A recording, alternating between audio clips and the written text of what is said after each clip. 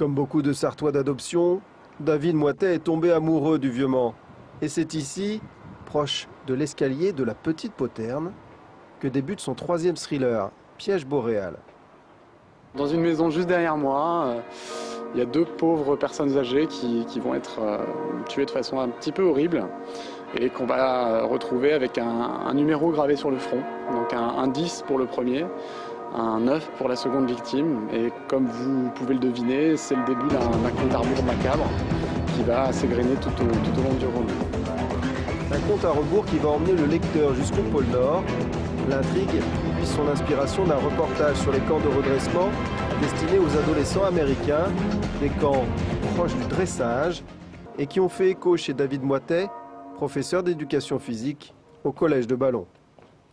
Nous, on se rend compte très souvent dans notre métier qu'il n'y a pas toujours de solution pour certains types d'élèves qui posent des problèmes, en effet.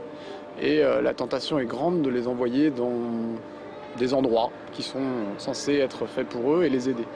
Et ces endroits existent. Donc ça, c'est très bien, il faut que ça continue. Mais il y a aussi des gens qui en profitent pour faire de l'argent. Et là, je crois que c'est de notre devoir de le dénoncer. Alors, ça ne se passe pas en France pour l'instant, c'est vrai.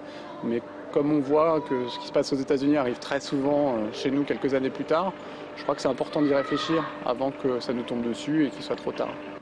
Les deux premiers romans de David Moitet avaient rencontré un beau succès, 17 000 exemplaires notamment pour L'Homme au papillon, qui sortira en poche la semaine prochaine.